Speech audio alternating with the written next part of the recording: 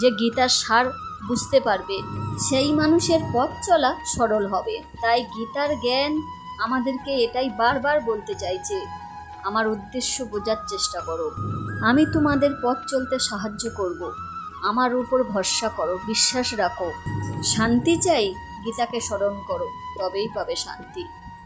শ্রীমদ্ ভগবদ্গীতার কাছ থেকে আমরা আমাদের জীবনের প্রত্যেকটা প্রশ্নের উত্তর পেতে পারি। কেনই বা আপনার জীবনে এত দুঃখ, এত সংঘর্ষ, এত রোগ ব্যাধি? এই প্রকৃতি আপনার কাছ থেকে কি চায়, কি বা তার উদ্দেশ্য? নমস্কার সমস্ত দর্শক বন্ধুদের, এসটি মর্নিং চ্যানেলে আপনাদের স্বাগত। আপনাদেরকেও অনুরোধ করব, ভিডিওটি পুরো দেখার চেষ্টা করবেন। এই ভগবদ্গীতার প্রথম অধ্যায়ে অনেক কিছু আপনারা জানতে পারবেন। আপনি যদি নতুন দর্শক বন্ধু হন, চ্যানেলটি সাবস্ক্রাইব করবেন নতুন নতুন ভিডিও পাওয়ার জন্যে। আপনার জীবনে সমস্যা, ইচ্ছে, অর্থ, মানুষের কেন মৃত্যু হয় বা জন্ম হয়, সব কিছুই পাবেন এই শ্রীমদ্ ভগবদ্গীতা। এই শ্রীমদ্ ভগবদ্গীতা আপনাকে বলে দেবে কোনটা উচিত বা কোনটা অনুচিত। অনুরোধ, ভিডিওটি পুরো দেখার চেষ্টা করবেন। অর্ধেক জ্ঞান কোনো কাজে আসে না। তার একটাই উদাহরণ হলো অভিমন্যু। অভিমন্যু যখন সুভদ্রার গর্ভে, তখন অর্জুন চক্রব্যূহের গল্প করেছিল। গল্পটি শুনতে শুনতে সুভদ্রা ঘুমিয়ে পড়ে। যতটুকু সুভদ্রা শুনেছিল ততটুকুই অভিমন্যু শুনেছিল। চক্রব্যূহের ভিতরে ঢুকতে হয় কিভাবে সেটাই শুনেছিল, কিন্তু বেরোতে হয় কিভাবে সেটা শুনেনি। তার পরিণতি হয়েছিল মৃত্যু। শ্রীমদ্ ভগবদ্গীতার একটি উদ্দেশ্য আছে, যেটি আপনি জানতে বা বুঝতে যদি পারেন, তাহলে আপনার জীবনে অনেক সমস্যার সমাধান করতে পারবেন আপনি নিজেই। অর্জুন শ্রীকৃষ্ণের কাছে দুঃখ প্রকাশ করলেন, হে গোবিন্দ, গৌরব আমার ভাই, আমার আপনজন, কি করে তাদের সাথে লড়াই করব? ধৃতরাষ্ট্র আমার পিতৃতুল্য, পিতামহ ভীষ্ম, গুরু দ্রোণাচার্য আমার পূজনীয়, আমি কি করে তাদের সাথে লড়াই করব? মাতা গান্ধারী অনেক দুঃখ পাবে, তার থেকে ভালো আমার মৃত্যু। আমি সন্ন্যাস গ্রহণ করে ভিক্ষা করে জীবনযাপন করব। শ্রীকৃষ্ণ বললেন, হে পার্থ, এখানে কে তোমার আপনজন, কে তোমার পর? কে তোমার দুঃখ কষ্ট ভাগ করে নেবে? কে তোমার বিপদ আপদে পাশে থাকবে? অন্যায় যে করে, অন্যায় যে সহে, সমান অপরাধী সে। যে অধর্ম করে তার সাথে যুদ্ধ করো, প্রতিবাদ করো, তবেই তুমি মুক্তি পাবে। দ্রৌপদী বৌমা উত্তরাকে একটি কথা বলেছিল, জীবনে যদি কখনো কোনো সংকটে পড়ো, কোনো আপনজনের কাছে যেও না, ভরসা ও বিশ্বাস করো না। 5 স্বামী, পিতামহ ভীষ্ম, গুরু দ্রোণাচার্য রথী মহারথী থাকা সত্ত্বেও আমি ওনাদের থেকে কোনো রকম সাহায্য পাইনি। জীবনে কখনো যদি কোনো সংকটে পড়ো, শুধু একটাই নাম স্মরণ রেখো, সে হলো গোবিন্দ।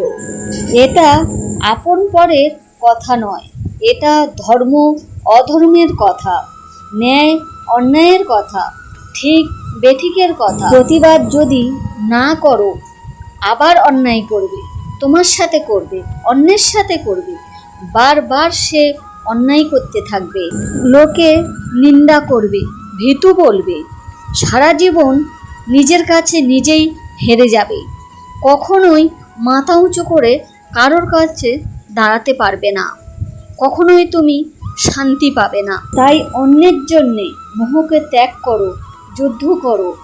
শ্রীমদ্ ভগবদ্গীতার প্রথম অধ্যায়। আরেকটি কাহিনী হলো অভিমন্যু।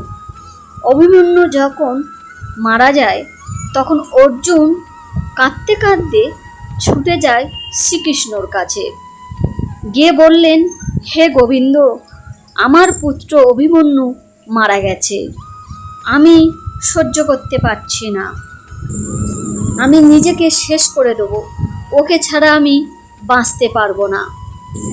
তখন শ্রীকৃষ্ণ অর্জুনকে নিয়ে গেলেন আত্মালোকে। অভিমন্যু ক্ষত্রিয়র মতন কাজ করেছে, তাই সে মুক্তি পেয়েছে, স্বর্গলোকে গমন করতে পেরেছে। অর্জুন সেখানে গিয়ে দেখতে পেলেন অভিমন্যুকে খুব আনন্দের সহিত বসে আছে। অর্জুন কাঁদতে কাঁদতে দৌড়ে গিয়ে অভিমন্যুকে জড়িয়ে ধরল। অভিমন্যু জিজ্ঞাসা করলে, তুমি কে? অর্জুন তখন বলে উঠল, আমি তোমার পিতা, তুমি আমার পুত্র। অভিমন্যু হাসতে লাগলো, কে পিতা, কে তোমার পুত্র? আমি হাজারো বার জন্ম নিয়েছি, কখনো আমি তোমার পিতা, কখনো তুমি আমার পুত্র। অভিমন্যু বলতে লাগলো, আত্মার কখনো পিতামাতা হয় না। সেই কথা শুনে অর্জুন ভীষণ দুঃখ পেলেন। ভাবতে শুরু করলেন যে আমার পুত্র আমাকে এত তাড়াতাড়ি ভুলে গেছে। অর্জুন সেই কথা শোনার পরে মায়া মোহ ত্যাগ দিলেন। দর্শক বন্ধুরা, গীতার কি উদ্দেশ্য অবশ্যই আপনারা বুঝতে পেরেছেন। শ্রীকৃষ্ণ অর্জুনকে বললেন যে দুঃখের সময় বিপদের সময় পাশে থাকে সেই হচ্ছে আপনজন। শ্রীকৃষ্ণ অর্জুনকে উপদেশ দিলেন যে চলে গেছে তার নিয়ে দুঃখ করো না, যে আসছে তার নিয়ে চিন্তা করো না। মহাভারতে যখন যুদ্ধ হচ্ছিল তখন অর্জুন শ্রীকৃষ্ণকে জিজ্ঞাসা করলেন, হে গোবিন্দ, এই লড়াইয়ে হাজার হাজার মানুষ, কোটি কোটি মানুষের মৃত্যু হবে, সৈনিকরা মারা যাবে, তাদের স্ত্রী সন্তানদের কি হবে, সমাজ কি করে আগে বাড়বে? অর্জুন অনেকভাবে বোঝাতে চাইলেন শ্রীকৃষ্ণকে। শ্রীকৃষ্ণ বললে, হে পার্থ, যে বড় বড় জ্ঞানের কথা বলে, যে সত্যিকারের জ্ঞানী, সেই মানুষ কেউ চলে গেলে দুঃখ বা চিন্তা করে না। যা আমার নয় তা নিয়ে কেন দুঃখ করব? যেটা আমার কাছে কখনোই থাকবে না, চলেই যাবে, তা নিয়ে কেন চিন্তা করব বা দুঃখ কেন করব? যেটা আমি সঙ্গে করে নিয়ে আসিনি বা সঙ্গে করে নিয়ে যাব না, তা নিয়ে কিসের দুঃখ, কিসের চিন্তা? সে জানে যা যাবার ঠিক যাবে, যা হবার ঠিক হবে। গীতার জ্ঞান আমাদের এটাই শেখায়, যা আমরা ধরে রাখতে পারবো না, যে জিনিস আমাদের হাতে নেই, যেটাকে আমরা কন্ট্রোল করতে পারবো না, সেই জিনিস নিয়ে আমরা কেন চিন্তা করব? ভবিষ্যতে যা হবে আমরা কোনোটাই কন্ট্রোল করতে পারবো না।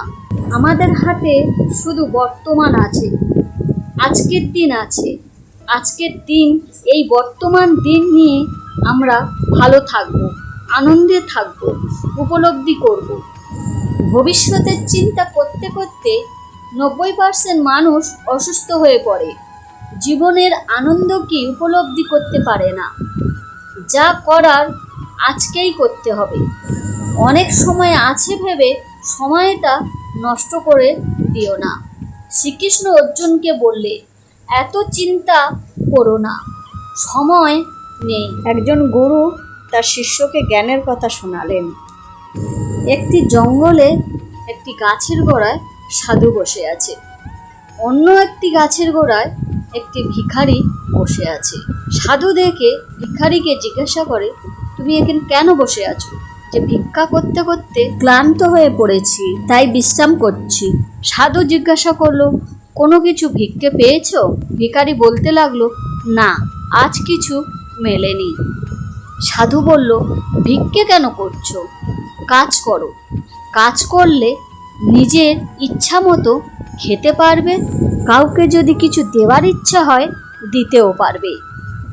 ভিখারি শুনে বলল, ঠিক আছে। কিন্তু ভিখারি ছিল ভীষণ অলস, সে তো ভিক্ষে করেই খাবে, কাজ করবে না। আবার একদিন সেই সাধুর সাথে দেখা হয়। সাধু বলতে লাগলো, কি করছো, কাজ করছো না? তো ভিখারিটি চুপ করে থাকে। সাধু বুঝতে পেরে গেছে। তখন সাধু তার হাতে একটি পরশ পাথর তুলে দেয়। এই পরশ পাথর কোনো লোহাতে যদি স্পর্শ করো, সেই লোহা সোনা হয়ে যাবে। তোমার কাছে 5 দিন রাখা থাকলো, 5 দিন পরে আমি নিয়ে নেব। ভিখারি বাজারে যায় লোহা কিনতে। লোহার অনেক দাম শুনে ভাবে পরে যখন কম হবে দাম তখন লোহা কিনবো। এই চিন্তা করতে করতে 5 দিন পেরিয়ে যায়। সাধু এসে হাজির। সাধু বলল, কত সোনা তৈরি করেছো, কত অর্থ জোগাড় করেছো? সাধু বলল, এখন তো শুরুই করিনি, তোমার কাছে 5 দিন টাইম ছিল, তুমি কিছুই করোনি। 1 সেকেন্ডে মানুষ অনেক কিছু করতে পারে, অনেক কিছু হয়ে যায়। তোমার কাছে 5 দিন সময় ছিল, তাও তুমি কিচ্ছু করতে পারো। আমার পরশ পাথর ফিরিয়ে দাও। ভিখারি বলল, আমাকে একটু সময় দাও। আর সময় নেই, সময় কখনো কারোর জন্য থেমে থাকে না। কাল কাল করে কালে পড়ে গেছো, 5 দিন হয়ে গেছে। গীতা আমাদের এটাই শেখায়।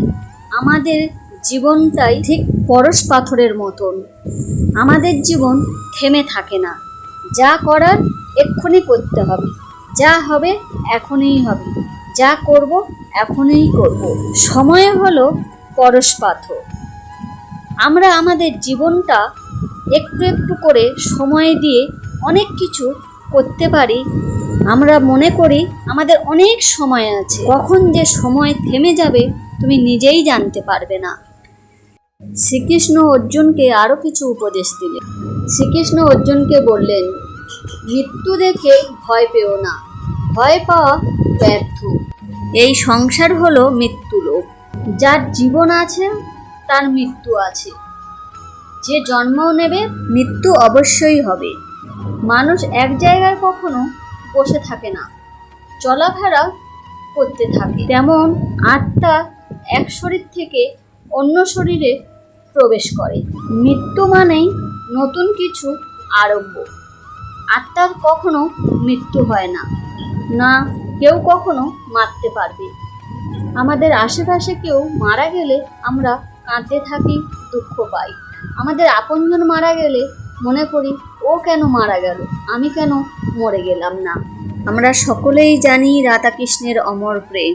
রাধা যখন জানতে পারল শ্রীকৃষ্ণের মৃত্যুর কথা, তখন রাধা সমস্ত দেবতাদের কাছ থেকে শক্তি নিয়ে শ্রীকৃষ্ণকে বাঁচাতে চেয়েছিলেন। কোনো কারণবশত রাধা পারেনি। দর্শক বন্ধুরা, তাহলে ভাবুন আমরা কে? শ্রীকৃষ্ণ রাধাকে বোঝালেন, আমি সৃষ্টিকর্তা, আমি নিয়ম, আমি সময়, আমি প্রকৃতি, আমি মৃত্যু, আমি জন্ম। আমার কর্ম, আমার সৃষ্টিকে ব্যর্থ করে দিও না। রাধে, আমার অনন্তবার জন্ম মৃত্যু হয়েছে, তোমার সে কথা মনে নেই। তখন সেই কথা শুনে রাধার মন শান্ত হলো। প্রকৃতির খেলায় আসা যাওয়া লেগেই আছে। যে এই কথাটি বুঝতে পারবে তার জীবনে আর কোনো দুঃখ নেই। যখন যেতেই হবে তখন কিসের দুঃখ? শ্রীকৃষ্ণ অর্জুনকে বললে, হে পার্থ, একটি জঙ্গলের মধ্যে ঋষি ঘুরতে ঘুরতে একটি রাজমহল খুঁজে পায় এবং তার ভিতরে ঢুকে যায়। তার ভেতরে একটি সোনার পালঙ্ক দেখতে পায়। ঋষি সেই পালঙ্কের মধ্যে শুয়ে পড়ে। হঠাৎ রাজা এসে হাজির। রাজা বলতে লাগলো, তুমি আমার পালঙ্কের মধ্যে শুয়ে আছো যে? ঋষি বলল, সে কি, এটা তোমার পালঙ্ক? আমি তো মনে করলাম ধর্মশালা। রাজা তখন বলল, এটা দেখতে পাচ্ছ না সোনার পালঙ্ক, এটা কোথা দিয়ে ধর্মশালা তোমার মনে হলো? ঋষি তখন জিজ্ঞাসা করলো, এটা কি তুমি যখন এসছিলে সঙ্গে করে নিয়ে এসছিলে? রাজা বলল, না, এটা আমার পৈতৃক কেলে। এই রাজমহলটা আমার দাদু আমার বাবাকে দিয়ে গেছে, বাবা আমাকে দিয়ে গেছে। ঋষি জিজ্ঞেস করলো, তুমি কাকে দেবে? আমি আমার পুত্রকে দেব। ঋষি জিজ্ঞাসা করলে, তোমার দাদু তোমার বাবা কোথায়? বলল, তারা মারা গেছে। ঋষি বলতে লাগলো, তোমার দাদু এসে চলে গেছে, বাবাও এসে চলে গেছে, তুমিও চলে যাবে, তোমার পুত্রও থাকবে না, একদিন চলে যাবে। তাহলে এটা ধর্মশালা নয় তো কি? তুমি যখন সঙ্গে করে কিছু আনোইনি, বা যাবার সময় কি তুমি সঙ্গে করে নিয়ে যাবে? রাজা বলল, না। তাহলে তুমি যখন সঙ্গে করে নিয়েই আসোনি বা নিয়েই যাবে না, এই সংসারে আমার বলে কিছুই নেই। একা এসেছো, একাই যাবে, তাহলে কিসের এত অহংকার? কি নিয়ে তুমি আমার আমার করছো? গীতার জ্ঞান আমাদের জীবনের পথ চলতে সাহায্য করে। অর্জুন শ্রীকৃষ্ণকে বলতে লাগলো, হে গোবিন্দ, আমি কোনটা ঠিক কোনটা বেঠিক জানি, তাও আমার মনটাকে কন্ট্রোল করতে পারছি না। আমি ঠিক চিন্তা করে উঠতে পারছি না কি করব। শ্রীকৃষ্ণ বললে, পার্থ, তোমার মনকে কন্ট্রোল করো, বারবার চিন্তা করো কোনটা উচিত কোনটা অনুচিত। যতক্ষণ না ঠিক দিশা পাও চেষ্টা করতে থাকো, বারবার বিচার করো। একজন রাজা তার গুরুদেবকে গিয়ে বললেন, গুরুদেব, আমার কাছে অর্থ, টাকা পয়সা, নকর চাকর সব আছে, কিন্তু আমার মনে শান্তি নেই, আমার মনটা ভালো নেই। গুরুদেব বললে, তোমার রাজ্যে ঘুরে দেখো, কোনো এমন মানুষ পাও নাকি যে শান্তি পেয়েছে? তার একটি জামা তুমি পরে নিও, তাহলেই তুমি শান্তি পাবে। রাজা তখন মনে মনে ভাবতে লাগলো, এ তো খুব সহজ ব্যাপার। রাজা রাজসভায় গিয়ে মন্ত্রী চাকরদের সবাইকে বলে উঠল, এমন মানুষ খুঁজে আনো যে শান্তি প্রাপ্তি করেছে, যার মনে কোনো চিন্তা নেই। সে যত অর্থ মোহর চাইবে আমি দিতে রাজি। সবার মনে তো লোভ হচ্ছে, কিন্তু সবাই সবার দিকে তাকিয়ে চিন্তা করতে লাগলো, কে আছে আমাদের মধ্যে যার মনে চিন্তা নেই, শান্তি? রাজা অনেক চেষ্টা করলো, এমন মানুষ খুঁজে পেলেন না। রাজা চিন্তা করতে লাগলো, এ তো সহজ মনে করেছিলাম, এ তো ভীষণ কঠিন। কেউ আজ পর্যন্ত শান্তি প্রাপ্তি করতে পারেনি, কারোর কাছে শান্তি নেই। রাজা জঙ্গলে জঙ্গলে ঘুরে বেড়ায়। হঠাৎ একদিন দেখতে পেল এক মহাঋষি। সেই মহাঋষিকে জিজ্ঞেস করতে লাগলো, এ ঋষিবর, আপনি শান্তি পেয়েছেন, শান্তি প্রাপ্তি করেছেন? আপনার মন শান্ত? ঋষিবর বলে উঠল, হ্যাঁ, আমি শান্ত, একদম আমি শান্তি পেয়েছি। আমার কোনো কিছুর চিন্তা নেই, কোনো কিছুর মোহ নেই, কোনো কিছুর ভয় নেই। রাজা তখন বলে উঠল, ঋষিবর, আমি অর্থ, টাকা পয়সা, মোহর, সোনা গয়না সব ভরে দেব, আপনার শরীরের কাপড় আমাকে দিন। ঋষি হেসে উঠল, আপনি দেখতে পাচ্ছেন না আমার পরনে কাপড় নেই? রাজা তখন চিন্তা করতে লাগলো, আমার কাছে সব আছে, এর কাছে তো কাপড়ও পর্যন্ত নেই, কিন্তু কাছে শান্তি আছে। রাজা চিন্তা করতে লাগলো, শান্তি বাজারে কিনতে পাওয়া যায় না, শান্তি হলো মনের ব্যাপার। ঋষিবরের কাছে সুখ শান্তি সব আছে। আমি সারা জীবন অর্থের পেছনে দৌড়ে বেরিয়েছি, তাও আমার কাছে সুখ নেই, শান্তি নেই। তাই কোনো মানুষ মন আর বিচার কন্ট্রোল করতে না পারে, তাহলে সেই মানুষ কখনোই শান্তি পাবে না। গীতার উপদেশ আমাদেরকে এই শেখায়, যদি শান্তি পেতে চাও মনটাকে শান্ত করো, লোভ মোহ ত্যাগ দাও, সঠিক বিচার করো, বারবার অভ্যেস করো, বারবার চিন্তা করো। শান্তি যদি চাও শান্ত করো মনটাকে।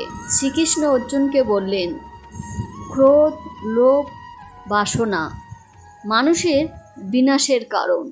কথায় বলে, বিনাশকালে বুদ্ধি নাশ। যখন মানুষের বুদ্ধি থাকে না, তখন এই তিনটে জিনিস কাজ করে। যে মানুষের মধ্যে এইগুলি আছে, সেই মানুষ কখনোই শান্তি পাবে না। সে বেঁচে থাকতে থাকতে নরক দর্শন এই জীবনেই সে করে যাবে। মৃত্যুর পর তার নরক দর্শন হবে না, এখানেই তার নরক দর্শন। শ্রীকৃষ্ণ বললেন, কোনো দেবদেবতা বড় নয়, ছোট নয়, কেউ আলাদা নয়। আমি কৃষ্ণ, আমি মহাদেব, আমি সৃষ্টিকর্তা, আমি জল, আমি ঝর্ণা, আমি বায়ু, আমি প্রকৃতি, আমি মৃত্যু, আমি জন্ম, আমিই সব, আমি সৃষ্টিকর্তা। শ্রীকৃষ্ণ অর্জুনকে বললেন, হে পার্থ, এ জগতে যে মানুষ সুখের পেছনে ছুটবে সে ততটাই দুঃখ পাবে। যে আমাকে বিশ্বাস করে, যে আমাকে ডিফেন্ড করে, আমি তার সাথে সব সময় থাকি, তার রক্ষা করার দায় আমার, তার আমি রাস্তা দেখাই। গীতায় আপনারা অনেকেই শুনেছেন, কে চলে গেছে যে তুমি কাঁদছো? কি নিয়ে এসেছিলে যে তোমার ছেড়ে যাবার ভয় হচ্ছে? কি তুমি এখানে জন্ম দিয়েছো যে তোমার নষ্ট হয়ে যাচ্ছে?